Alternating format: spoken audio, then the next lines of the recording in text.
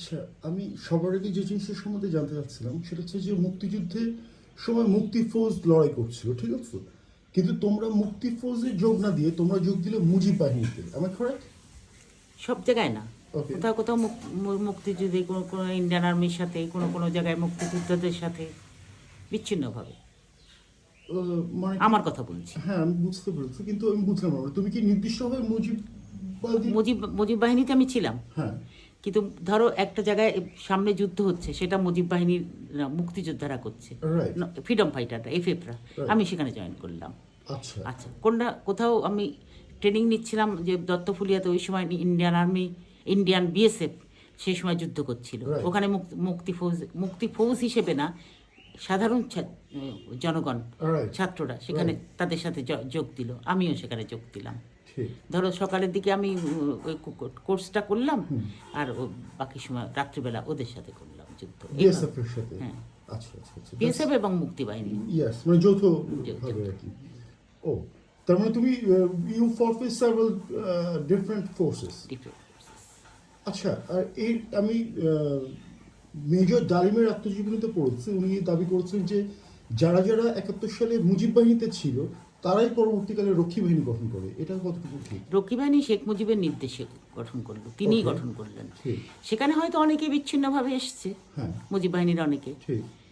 সেটা তো ওভাবে বলা যাবে না, কিন্তু স্ট্রাকচারাল ওয়েতে না। স্ট্রাকচারাল ওয়েতে না, তার মানে এমন মানে এটা কোনো পরিকল্পিতভাবে হয়নি যে যারা মুজিব বাহিনী তারাই পরবর্তীতে না, রক্ষী বাহিনীতে না, যাবে। বরং মুজিব বাহিনীর অধিকাংশরাই জাসদে জয়েন করেছিল। মুজিব বাহিনীর অধিকাংশ জাসদে জয়েন করে, জাসদে। নট ইন রক্ষী বাহিনী। তো তুমি হচ্ছে স্বাধীনতার পরে মানে you are not even part of freedom fighters like Mukti Fauj, you are part of Mujib Bahini. তো মুজিব বাহিনী থেকে জাসদ এটা কি করে হলো, মানে জাসদবাদী জাসদ মানে ছাত্রলীগ? জাতীয় ছাত্রকে 72 সালে, তার কিছুদিন আগে থেকেই সরকারি দলের যারা ছিল স্টুডেন্টরা, ছাত্রলীগ, তারা এমন অপকর্ম শুরু করে দিল, এবং তাদেরকে কিছুই বলা হলো না, তাদেরকে কিন্তু প্রোটেক্ট করা হলো না, তাদেরকে প্রতিরোধ করা হলো না। ঠিক। তখন আমরা ভীষণভাবে মানে বিক্ষুব্ধ হই। আমরা শেখ মুজিবকে বারবার বলি যে আপনি বন্ধ করেন এটা। আচ্ছা, তবুও হলো না। কিন্তু 72 সালে যখন ছাত্রলীগের কনফারেন্স হচ্ছে, ন্যাশনাল কনফারেন্স, তখন ওরা ওই গ্রুপটা ওরা আলাদা জায়গায় করলো, ওকে। আর আমরা যেখানে করেছিলাম সেখানে ওরা করলো না, ওরা আর একটা ঘোষণা দিল। এবং আমরা শেখ মুজিবকে দাওয়াত দিয়েছি, তারাও শেখ মুজিবকে দাওয়াত দিয়েছে। শেখ মুজিব করলো কি, তার যেখানে কোনো জায়গায় যাওয়া উচিত ছিল না, সে ওদেরটাই জয়েন করলো। তার মানে কি, উনি আমাদেরকে ডিক্টেট করলেন। রাইট। এবং ওইখানেই ডক্টর আকলামুর রহমান ছিলেন বিখ্যাত ব্যক্তি, উনি যুক্তি দিয়ে বোঝালেন যুদ্ধের পর আমাদের সরকার গঠন কিভাবে করা উচিত, দেশ গঠনে কী অবদান রাখা উচিত, সেসব হলো। এবং আমরা তখনই ছাত্রলীগ দুই ভাগ হয়ে গেল, এবং জাসদ পরবর্তীকালে জাসদ হলো। তো মানে ছাত্রলীগের একটা বাহিনী যারা ছাত্রলীগের একটা অংশ যারা আওয়ামী লীগের সাথে সংযুক্ত না, সংযুক্ত, বিক্ষুব্ধ ছিল, আওয়ামী লীগ বিরোধী ছিল, তারা গিয়ে জাসদ তৈরি করলো। এমনি তো ছাত্রলীগ আওয়ামী লীগের অঙ্গ সংগঠন না, না, রাইট? না, একটা স্বাধীন সংগঠন সংগঠন ছিল। তো তোমরা বিচ্ছিন্ন হয়ে গেলে এবং পরবর্তীকালে জাসদ জাসদ তৈরি হলো। আচ্ছা। ছাত্রলীগ ছিল জাসদ সমর্থিত, জাসদ কথাটা জাসদ সমর্থিত। সমর্থিত, জাসদ ছাত্রলীগ না। ও, জাসদ সমর্থিত, তার মানে এই যে ছাত্রলীগটা ছিল এটা কি জাসদ একেবারে। অর্গানাইজ করেনি? জাসদ করেছে, কিন্তু জাসদের অঙ্গ সংগঠন তো না। ও, ওকে। ও, এটা জাসদেরও অঙ্গ সংগঠন ছিল না। আচ্ছা। এই জন্য আমার জাসদ সমর্থিত, কিন্তু ছাত্রলীগ ছাত্রলীগ। অ্যাবসলিউটলি নিজস্ব identity right, Chhatra League. Right, yes, that I can answer যে এগুলো কোনোটাই অঙ্গ সংগঠন ছিল না। এবং ওই কনফারেন্সের দিনেই যখন মিছিল মিটিংয়ের পরে আমরা টাউন প্রদক্ষিণ করার জন্য র্যালি বের করলাম, তখন শেখ মুজিব লেলিয়ে দিল আমি স্বেচ্ছাসেবক বাহিনীকে। তারা মেরে টেরে অন্তত পক্ষে 150 হসপিটালে, ইভেন রব ভাই, মমতাজ আপা, এরা সব রব, এটা ওই একই দিনে, 72-এ। রাইট। ও, রিয়েলি? হ্যাঁ, আমরা সব মেয়েদের লুকিয়ে ফেললাম, মেয়েদের উপর আক্রমণ হলো, শামসুনার হলে মেয়েদেরকে লুকিয়ে, তোমার আন্টি সহ, সাইদা আন্টি সহ, হ্যাঁ ওকে। সহ আমরা কিছু ছেলেকে বাঁচালাম, আবার পর থেকে তাদেরকে মারছিল, ওদের থেকে ছিনিয়ে নিয়ে এসে আমরা শামসুনার হলের মধ্যে, মেয়েদের হলের মধ্যে লুকিয়ে রাখলাম বাঁচানোর জন্য। এরকম করে আমরা ওই রাত কীভাবে গেছে তো কল্পনাতীত।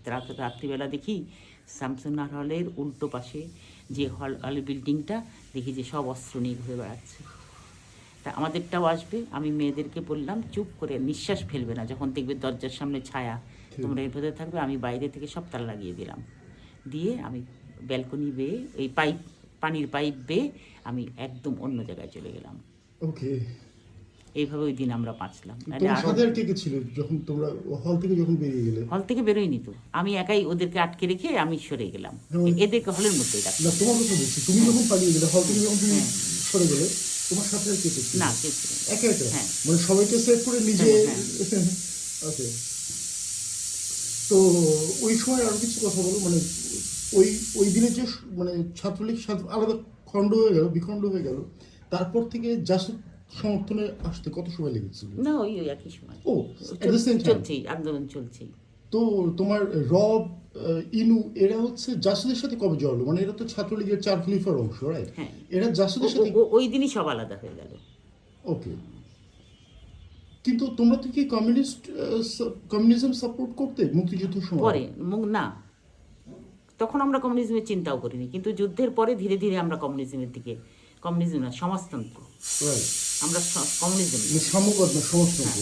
সমাজতন্ত্রের দিকে আমরা ঝুঁকিলাম। ওকে। যে কারণে জাতীয় সমাজতান্ত্রিক দল হলো জাসদ। রাইট, ঠিক। কমিউনিস্ট পার্টিদের সাথে আমাদের বিরোধ ছিল। মানে বাংলাদেশের কমিউনিস্ট পার্টির কথা বলছো, ওদের সাথে তোমাদের মতৈক্য ছিল না, না? আমাদের কিছু না। কিন্তু মানে হঠাৎ করে কিছু লোক যারা মানে সাধারণত তো মানে বামপন্থী যে চিন্তা চেতনাগুলো, এগুলো ছাত্র জীবনে, স্কুল জীবনে বা একদম আর্লি স্টেজে এগুলোর মধ্যে জড়িয়ে পড়ে মানুষ। তোমরা সারা জীবন একটা বলা যায় যে ডান তো বলবো না, কিন্তু একটা মধ্যপন্থী আইডিওলজিতে ছিলে। আমরা ডেমোক্রেসি চাইতাম। তোমরা ডেমোক্রেসি চাইতে, তোমরা মধ্যপন্থী একটা ছিলে, জাতীয়তাবাদী। আমরা ন্যায় বিচার চাইতাম। ঠিক সমাজতন্ত্রের কোনো কনসেপ্ট নিয়ে আমরা তখন চলিনি। তখন স্বাধীনতাটাই ছিল প্রধান জিনিস আমাদের কাছে।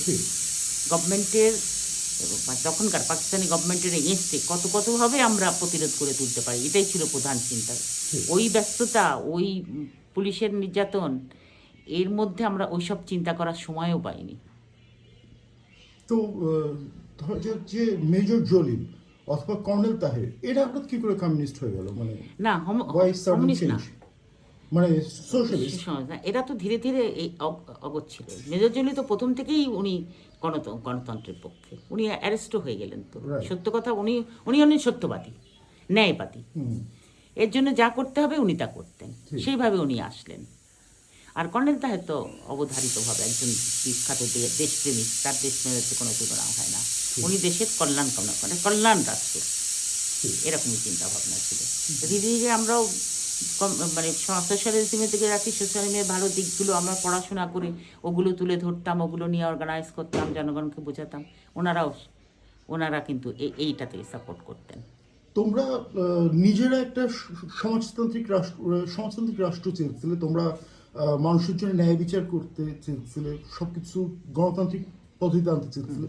তাহলে একজন সেনা শাসককে মুক্ত করার জন্য তোমরা কেন মানে ঝাঁপিয়ে পড়লে? সেনা শাসক মানে সেনাপতিকে, সহ সেনাপতি, রাইট? তো কর্নেল তাহের কথা বলছি, জিয়া রহমানের কথা বলছি।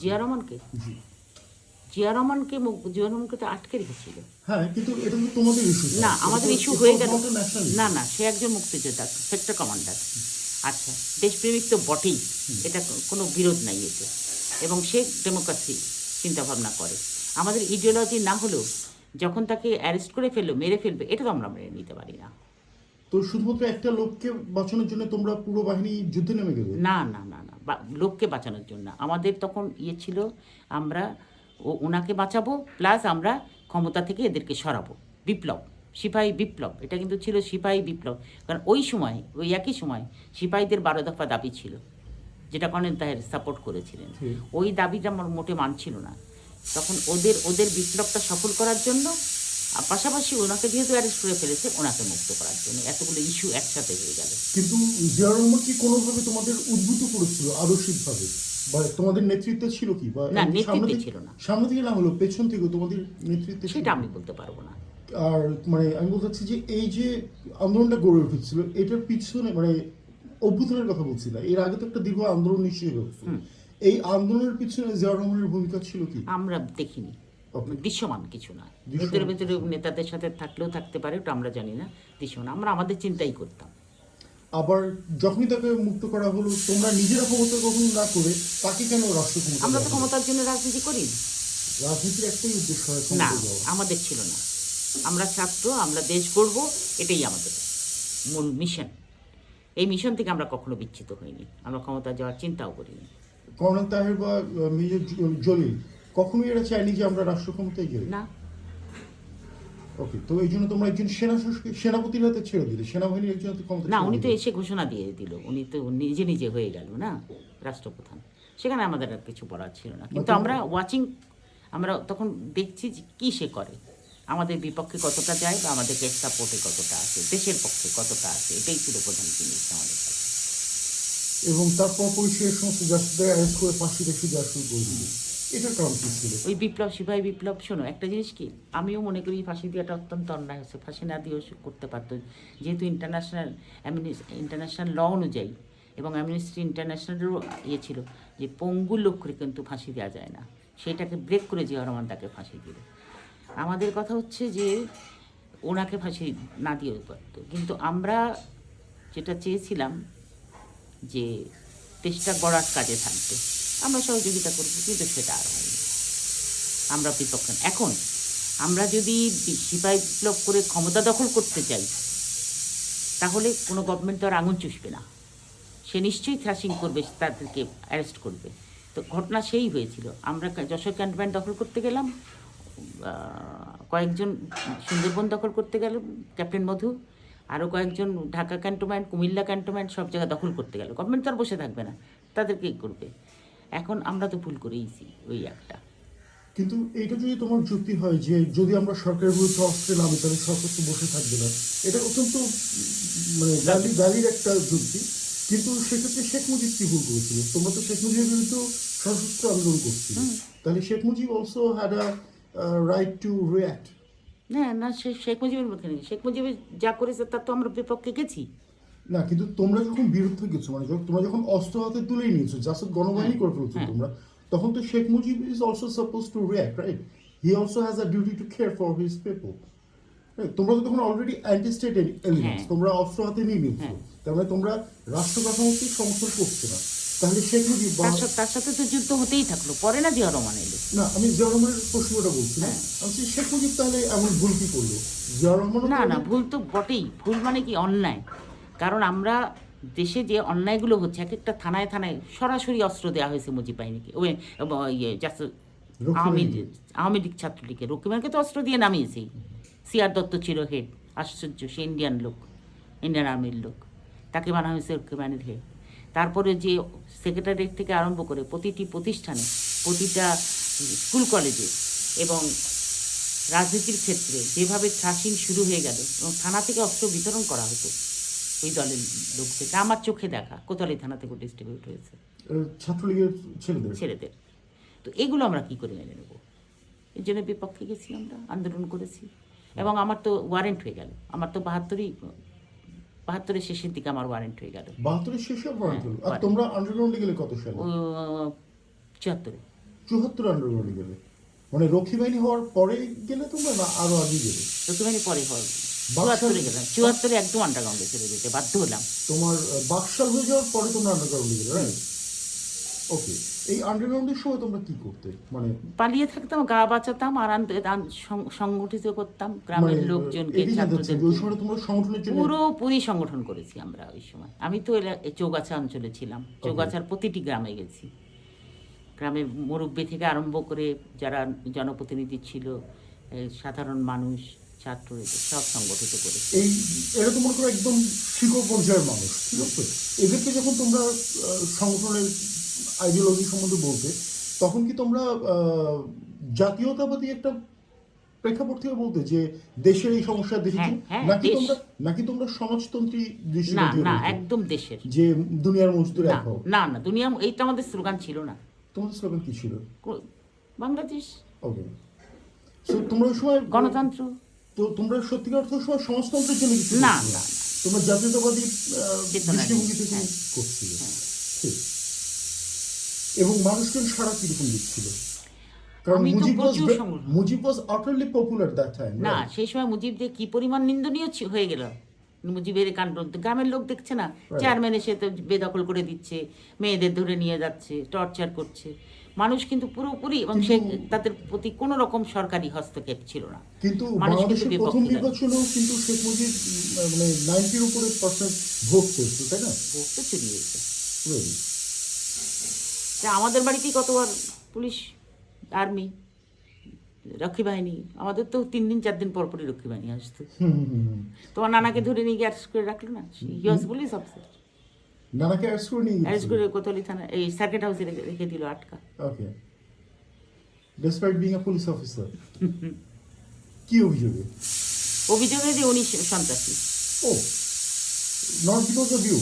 হ্যাঁ, আমার জন্য।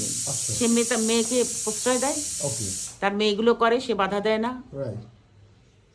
সেই ইয়েতে। তারপরে আমার আব্বাকে আমিই ছাড়ালাম কি করে? শেখ কায়দায়।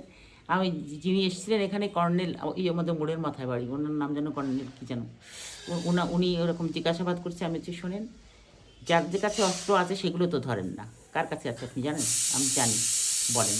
আমি বলতে পারি, এক শর্তে আমার বাবাকে ছেড়ে দিতে হবে। ওকে, রাজি হয়ে গেল। রাজি ভাইয়ের ভাই রাজেক তখন বিরাট ওই গ্রুপের নেতা, মুজিববাদী ছাত্রলীগের। ছাত্রলীগের বিরাট নেতা এবং সন্ত্রাসী। আমি জানতাম ওনাদের সিঁড়ি ঘরের নিচে অস্ত্র রাখা ছিল, কারণ আমি তো ওদের বাড়িতে প্রথম কন্ট্রোল রুম ছিল, আমি জানতাম, সব কিছু জানতাম কোথায় আছে। তো ওর নিচে করে ওরা গেঁথে দিয়েছে। আমি ওইটা প্রকাশ করলাম, সঙ্গে সঙ্গে 4-5 গাড়ি প্লাটুন চলে গেল, গিয়ে পেয়ে গেল। তারপরে আমি কই আমার আব্বাকে ছাড়েন না? এই 5 মিনিট পরে দেখেন ওনাকে ছেড়ে আমরা দিয়েছি। না, 5 মিনিট পরে আব্বা হেঁটে হেঁটে আসছেন। That's nice. তার মানে তুমি নানাকেও ছেড়ে দিচ্ছ, আবার বিরোধী দলকেও ফাঁকিয়ে দিচ্ছ। That was smart. তুমি আমি শুনছি যে তুমি মানে এক গ্রামে বেশি, মানে পলাতক যখন ছিলে এক গ্রামে বেশি দিন থাকতে না। বেশি দিন এক রাতও থাকতাম কিনা সন্দেহ। আজ এখানে তো কালো খান প্রতিদিন হ্যাঁ অবস্থান বদল। হ্যাঁ, অবস্থান বদল। ভয় লাগতো না ওই সময়? মানে আমার কোনো ভয়ই ছিল না। ওই সময় দেশ অনেক বেশি আনসিকিউর ছিল না? ইনসিকিউর ছিল তো বটেই, আমি ভয় পেতাম না। চৌগাছা থানার সামনে দিয়ে যাচ্ছি, ভাবছি পুলিশ চিনতে না, কিন্তু পুলিশ চিনে ফেলেছে। ওসি সাহেব সাথে সাথে এসে বললো, আপনি এখান থেকে এখনই চলে যান, নাহলে আমরা ধরতে বাধ্য হব। কিন্তু তিনি কিন্তু আমাকে অ্যারেস্ট করলেন না। রাইট। এরকম মানে মানুষের যে কি সমর্থন পেয়েছি, কল্পনা ঠিক। মানুষ চেয়েছিল পরিবর্তন, এই অত্যাচার এটা তো আমরা চাইনি। আমাদের স্বাধীনতার এই চেতনা, এই সকল চেতনা বিক্রি করে, এই চেতনা তো আমাদের ছিল না মানুষের। কিন্তু তাই যদি হবে, তাহলে তোমরা যখন সিপাহী জনতার বিপ্লব করলে, তখন সাধারণ মানুষ ওইভাবে তো জেগে ওঠেনি। এটা কারণ ওই সময়টা না, মানুষ তো অতটা সেরকমভাবে প্রচারিত হয়নি, মানে প্রচারটা ছিল না। তো এটা তো সম্পূর্ণ যেরকম অ্যারেস্ট হওয়াতে আমরা তাড়াহুড়ো করলাম, মানে আমরা ধীরে ধীরে এগোতাম, কিন্তু সেটা হয়নি, সম্ভব হয়নি। আর ওই 12 দফা 12 দফা 18 দফা আচ্ছা। তো তোমরা 11 তারিখে আর সিপাহীরা তো আমাদের সঙ্গে থাকলো, সিপাহীরা তো মিউটিনিটা করলো, আমরা সাপোর্টে গেলাম। ঠিক, মূলত সিপাহীরা শুরু করলো। ঠিক, তো এটা হচ্ছিল 7ই নভেম্বরে। ঠিক, 7ই নভেম্বর। আর জিয়া রহমান ছাড়া পেল কত তারিখে? একই দিনে? একই দিন। আর তোমাদের অ্যারেস্ট হয়ে গেল, মানে তোমাদের বিরুদ্ধে চলে গেল জিয়া রহমান কত তারিখে মনে হচ্ছে? বোধহয় 10-12 তারিখের দিকে, 10-12 তারিখের সম্ভবত। দিকে। এই সময়টার মধ্যে কি হচ্ছিল? যখন জিয়া রহমান বিরুদ্ধে যায়নি, যখন জিয়া রহমান তোমাদের বন্ধুসুলভ আচরণ, তখন আমরা যোগাযোগ, আন্ডারস্ট্যান্ডিং, এখন পরবর্তী করণীয় কি, এইসব। ওই সময় সরকারের দায়িত্বে কে ছিল? জিয়া রহমানই তো ছিল। আচ্ছা, জিয়া রহমান বেরিয়েই রাষ্ট্র ক্ষমতা নিয়ে নেয়। হ্যাঁ। আচ্ছা, আর তো কেউ ছিল না অল্টারনেটিভ। ঠিক, কিন্তু ওই সময়টায় তোমাদের কোনো না, আমাদের উপর কোনো থ্রাশিং আসে না, না। তোমাদের কোনো রাষ্ট্র ক্ষেত্রে তোমাদের কোনো অভিমত নেওয়া হতো না, বা কর্তৃত্ব ছিল না? না না, মানে সফল একটা বিপ্লব করে তোমরা ক্ষমতাটা বাস সেনাবাহিনীর হাতে ছেড়ে দিয়েছো। ওয়াজ ইট আ প্রুডেন্ট ডিসিশন? না, আমরা তারপর তো গণতন্ত্রের জন্য তো আমরা তখন অর্গানাইজ করা শুরু করছি না, তখন জাসদ গড়ে উঠবে, ছাত্রলীগ গড়ে উঠবে, তখন আমরা সেই কাজে ব্যস্ত, অর্গানাইজেশন করা। জিয়া রহমান তোমাদের কোনো আশ্বাস দিয়েছিল যে নির্বাচন হবে বা? না না না, আমি বলতে পারবো না, আমার সাথে তো কথা হয়নি। ঠিক। তো তুমি অ্যারেস্ট হয়ে গেলে কত তারিখে? তারপরে 17ই নভেম্বর বোধহয়। 17ই নভেম্বর নাকি 17 তারিখে, ইন দ্য সেম মান্থ? 21 তারিখে, 17ই নভেম্বর। 17ই নভেম্বর অ্যারেস্ট হয়ে গেলে। তখন তুমি কোথায় ছিলে? ঢাকাতে ছিলে না না, যশোরে? যশোরে। যশোরে ছিলে। ও তার মানে 7 তারিখের অভ্যুত্থান করা 10 দিনের মধ্যে। হ্যাঁ, তখন আমাদের খোঁজা শুরু হলো। ঠিক। কিছুদিন পরেই, আমি তারিখগুলো বলতে পারবো না। তারপরে আমি পালিয়ে ইয়ের ডিবি 1-এর বাড়িতে লুকিয়ে থাকলাম। উনি আমাকে লুকিয়ে রাখলেন। হ্যাঁ। ওখান থেকে আমি জানতে পারলাম যে আমাকে অ্যারেস্ট করা হবে। তখন আমাকে সাবধানে উনি আমাকে কেশবপুর থানায় নিয়ে গেলেন। ওকে। কেশবপুর থানায় রেখে দিলেন। থানার ওসি সাহেব কী করে অ্যারেস্ট করতে বাধ্য হলেন তো। তারপরে উনি ভেতরে রাখলেন, তার রুমে তার মেয়ের সাথে আমাকে থাকতে দিলেন। আর বাইরে থেকে গেট বন্ধ করে দিয়ে উনি বিছনা পেতে গেটের সামনে, দরজার সামনে শুয়ে থাকলেন, ফর মাই সেফটি। এখন আমি জানলা দিয়ে দেখি পুলিশ পাহারা, চারিপাশে কিন্তু ঘেরাও। তারপরে পরের দিন এনে আমাকে, আমি তো ডিবি ওয়ান্টেড ছিলাম, আর্মি ওয়ান্টেড ছিলাম, দুই দিক থেকে আমি ওয়ান্টেড ছিলাম। তারপর ডিবিতে দিয়ে গেল, এই যে এসপি অফিসে। এসপি অফিসে এসে আমাকে হ্যান্ড ওভার করলো। তারপর আমার ইন্টারোগেশন শুরু হলো। ইন্টারোগেশন শুরু হচ্ছে, সারা রাত ইন্টারোগেশন হলো। তারপরে আমাকে এসপি সাহেব এসপি সাহেব কিছুক্ষণের মধ্যে সকালবেলা এসপি সাহেব এসে বললেন যে আর ইন্টারোগেশন লাগবে না, সোজা জেলখানায় পাঠিয়ে দেন, কারণ আর্মি ওয়ান্টেড তো, আর্মিরা যাচ্ছে। আর উনি বলছেন আমি আমার স্যারের মেয়েকে ওদের হাতে দেবো না। হ্যাঁ, জেলখানায় দিয়ে দেন, জেলখানা থেকে তুমি নিতে পারবে না। জেলখানায় হ্যান্ড ওভার করলো। ও, তো পরদিন সকালে তুমি জেলখানায় চলে গেলে।